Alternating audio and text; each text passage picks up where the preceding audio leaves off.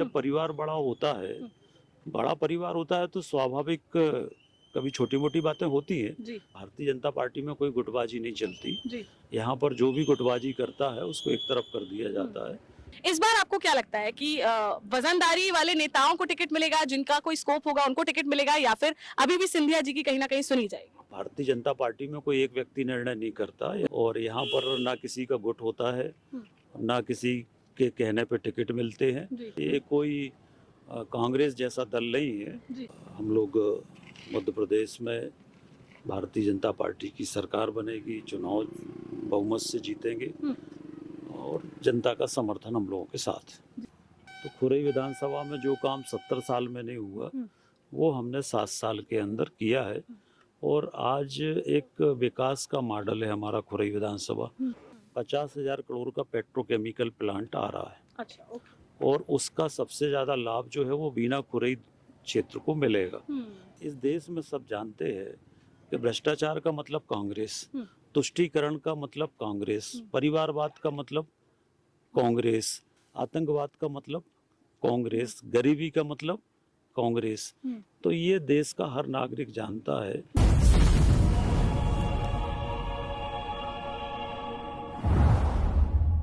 नमस्कार, मैं हूं साक्षी और आप देख रहे हैं खरी बात न्यूज।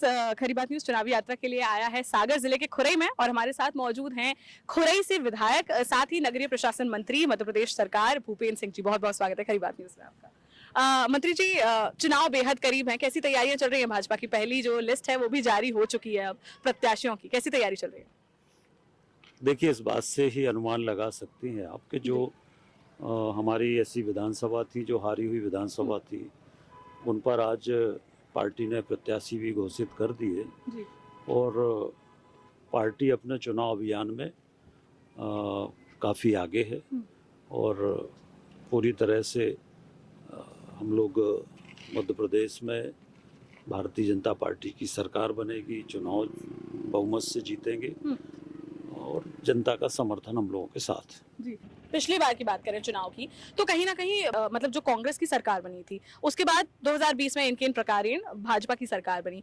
अब इस बार आपको क्या स्थिति लग रही है? जैसे जो सिंधिया गुट आया था, उसकी वजह से आपको भी पता है कि भाजपा में बहुत ही गुटबाजी हो रही है। अगर दमोह की भी बात कर लें तो वहां पर भी और भी कई सीटों पर गुटबाजी हो रही है। तो इस गुटबाजी से कैसे निपटेगी इस बार भाजपा?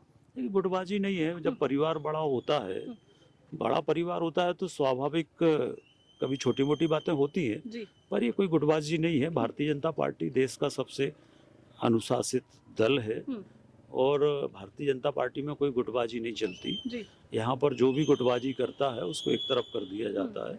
भारतीय जनता पार्टी में तो अनुशासित रह के ही काम करना होता है।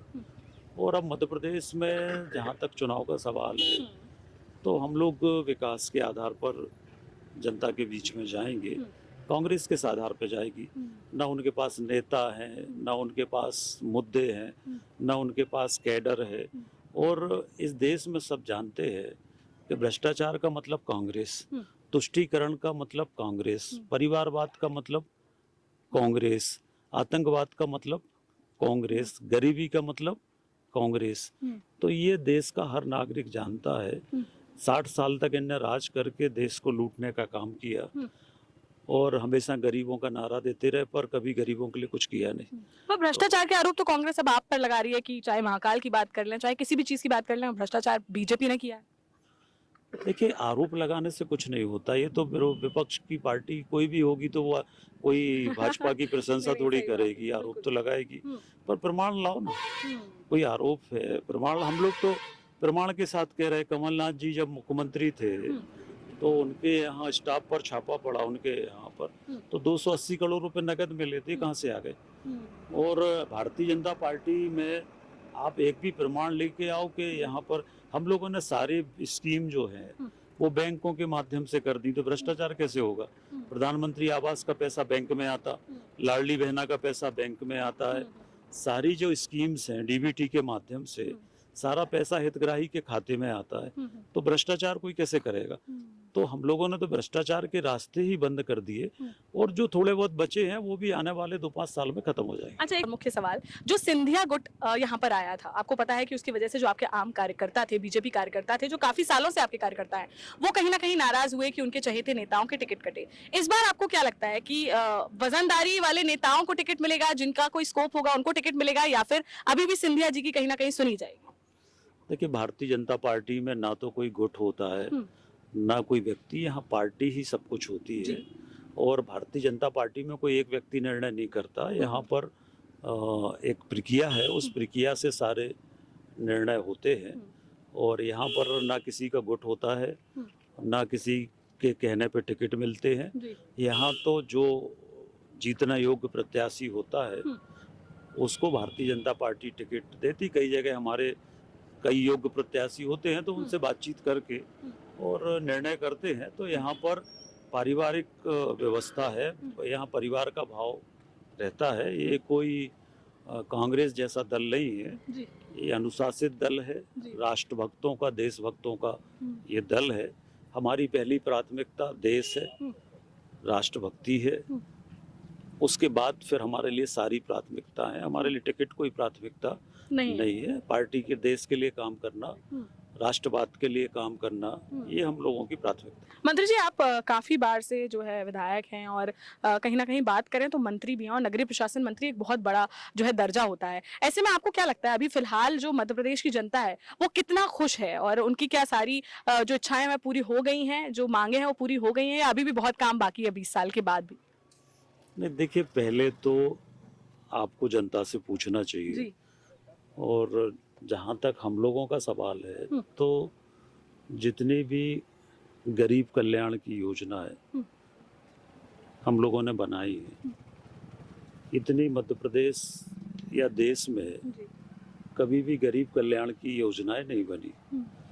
चाहे प्रधानमंत्री आवास योजना के माध्यम से हर गरीब का घर मकान बनाना हो, चाहे आयुष्मान भारत योजना के माध्यम से सबके इलाज की व्यवस्था करना हो, चाहे किसान सम्मान निधि के माध्यम से हमारे किसानों को सक्षम और आत्मनिर्भर बनाने का मामला हो, चाहे अनेक सिंचाई योजनाओं का हो, चाहे सड़कों का हो, चाहे हमारी सामाजिक सरोकार की जो योजनाएं हैं, जैसे लाडली बहना है, लाडली लक्ष्मी है, फिर हम हर गरीब को निःशुल्क राशन सरकार दे रही है। गांव हो चाहे शहर हो, 24 घंटे बिजली देने का हम लोग काम कर रहे हैं। देश की आज़ादी के बाद पहली बार हमारे खुरई में हम लोग 410 करोड़ से घर घर में नल जल योजना शुरू कर रहे हैं। अब हर घर में, गांव में, हर घर में नल से पानी 24 घंटे फिल्टर्ड वाटर लोगों को मिलेगा। और हमारे क्षेत्र में जो विकास हुआ है पिछले 5-6 साल, 7 साल मुझे काम करने का अवसर मिला। बीच में 1.25 साल कांग्रेस थी, 2 साल कोरोना था, तो 10 साल में मुझे 7 साल काम करने का अवसर मिला। पर मैं इतना कह सकता हूँ, आप भी जाके देखेंगी, लोगों से पूछेंगी, तो खुरई विधानसभा में जो काम 70 साल में नहीं हुआ वो हमने 7 साल के अंदर किया है। और आज एक विकास का मॉडल है हमारा खुरई विधानसभा। मध्य प्रदेश में सबसे ज़्यादा प्रधानमंत्री आवास हमारे विधानसभा के अंदर हमने बनाए हैं। हमारे विधानसभा ऐसा है जहाँ पर साल भर के अंदर 100% सिंचाई होगी। हमने 2 सिंचाई परियोजनाएं हमने स्वीकृत कराई हैं। एक बीना नदी परियोजना है और दूसरी उल्दन के पास बंडा नदी परियोजना है। इन दोनों परियोजनाओं से साल भर के अंदर, 1.25 साल के अंदर हमारा खुरई विधानसभा क्षेत्र 100% एजुकेटेड हो जाएगा।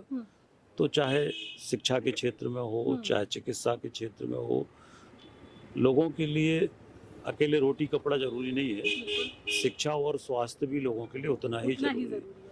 तो स्वास्थ्य की भी सुविधाएं, हमारे यहाँ पर जब कोरोना था तो हमारे यहाँ के लोगों को किसी को भी बाहर नहीं जाना पड़ा। हमने 350 लोगों का इलाज यहीं पर सारी व्यवस्थाएं करके, और हमारे खुरई हॉस्पिटल में हमने सारे लोगों का इलाज कराया। और हमारा जो खुरई का हॉस्पिटल है उसमें जो सुविधाएं हैं वो जिला स्तर से भी अच्छी सुविधाएं आज हमारे खुरई हॉस्पिटल के अंदर है। और मंत्री जी, एक चीज मैं पूछना चाहूंगी, क्योंकि अभी हम जनता से ही बात कर रहे थे, कहीं ना कहीं उनका कहना है कि खुरई का बहुत विकास हुआ है, लेकिन एक मुद्दा है जो बहुत मुख्य रूप से उभर कर सामने आया, वो है बेरोजगारी का। उनका कहना है कि भाई एक आध कोई फैक्ट्री आ जाए यहाँ पर तो बहुत ज्यादा लाभ हो जाएगा जनता का। देखिए, निश्चित रूप से पहली चीज तो ये है कि विकास से भी रोजगार मिलता जी। है। अगर विकास होता है बिल्कुल। तो विकास और रोजगार दोनों एक दूसरे के सप्लीमेंट्री है। दूसरा, हमारे बीना में 50,000 करोड़ का पेट्रोकेमिकल प्लांट आ रहा है। अच्छा, ओके। और उसका सबसे ज्यादा लाभ जो है वो बीना खुरई क्षेत्र को मिलेगा, क्योंकि बीना में तो अब बहुत जगह बची नहीं है, सारी रिफाइनरी में चली गई। पेट्रोकेमिकल से जुड़ी हजारों इंडस्ट्रियां खुलेंगी, जो उससे जुड़े हुए जो प्रोजेक्ट हैं जी। वो सारे प्रोजेक्ट उसके माध्यम से आएंगे। तो 50,000 करोड़ का जो इन्वेस्टमेंट है उससे हमारे यहाँ इंसुलरी यूनिट बड़ी संख्या में लगेंगी, आएंगी। तो बड़ी संख्या में रोजगार के अवसर उसके माध्यम से होंगे। और जिस तरह से विकास हो रहा है उस तरह से हम अभी एक इंडस्ट्रियल एरिया भी डेवलप कर रहे हैं।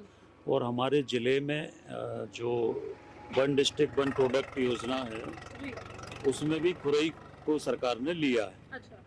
अच्छा, राहुल गांधी 150 सीटों पे वादा कर रहे हैं और उससे भी ज्यादा कह रहे हैं उनके नेता, तो आपको क्या लगता है कि आपकी कितनी सीटों के साथ सरकार बनने वाली है? देखिए, संख्या हम कोई जोशी तो नहीं है, पर अप्रोक्सीमेटली क्या? पर इतना कह सकते हैं कि अच्छे बहुमत के साथ सरकार बनेगी। और राहुल गांधी के कहने का क्या मतलब होता? पिछले बार आए थे और बोले हम किसानों का 2 लाख का कर्जा माफ करेंगे, और 10 दिन में नहीं हुआ किसानों का कर्जा माफ, तो 10 दिन में मुख्यमंत्री को हटा देंगे। 1.25 साल में किसी एक किसान का कर्जा माफ नहीं हुआ और 1.25 साल तक मुख्यमंत्री भी नहीं बदला। तो ये तो धोखा दे के वोट लेना, ये कांग्रेस की संस्कृति। वो कह रहे हैं हमें खजाना ही खाली मिला था, हम क्या कर देते? तो फिर बोला काय को था? बोला काय को था? फिर बोला काय को था कि हम किसानों का कर्जा माफ कर देंगे? ऐसा बोला? कोई खजाना कोई औरंगजेब का खजाना है कि लूट के ले गए? कोई खजाना लूट के ले जाता है क्या? खजाना तो सरकार का खजाना कोई ले जा सकता है क्या? ये तो सरकार का सारा ट्रेजरी के थ्रू होता है। तो कोई ऐसा थोड़ी कि कहीं सोना रखा और हम लोग लूट के ले गए, ऐसा थोड़ी होता है। बिल्कुल सही बात। तो एक पैसा भी सरकार का जाता है तो उसका पूरा रिकॉर्ड होता है। जी बिल्कुल। मध्य प्रदेश की जनता को, खुरई की जनता को क्या संदेश देना चाहते हैं? देखिए, मध्य प्रदेश की जनता को भी हम यही कहना चाहते हैं कि विकास ही हमारे जीवन में समृद्धि लाता है जी। और इसलिए विकास के साथ चले, भाजपा के साथ चले। सबका साथ, सबका विकास, सबका विश्वास, सबका प्रयास, इस मंत्र के साथ चले। चलिए, बहुत बहुत धन्यवाद। हमारे साथ मंत्री भूपेंद्र सिंह जी मौजूद थे। अब देखने वाली बात यह होगी कि खुरई विधानसभा में इस बार क्या होता है, मध्य प्रदेश में इस बार क्या होता है। हम खुरई की जनता से आपको रूबरू कराएंगे और भी लोगों से रूबरू कराएंगे और दिखाएंगे कि असल में धरातल पर क्या स्थिति है। साथ ही मध्य प्रदेश में इस बार जनता क्या रुख बना रही है, ये भी स्थिति बताएंगे। अभी के लिए फिलहाल इतना ही। बने रहिए हमारे साथ, देखते रहिए खरी बात साक्षी राय के साथ। नमस्कार।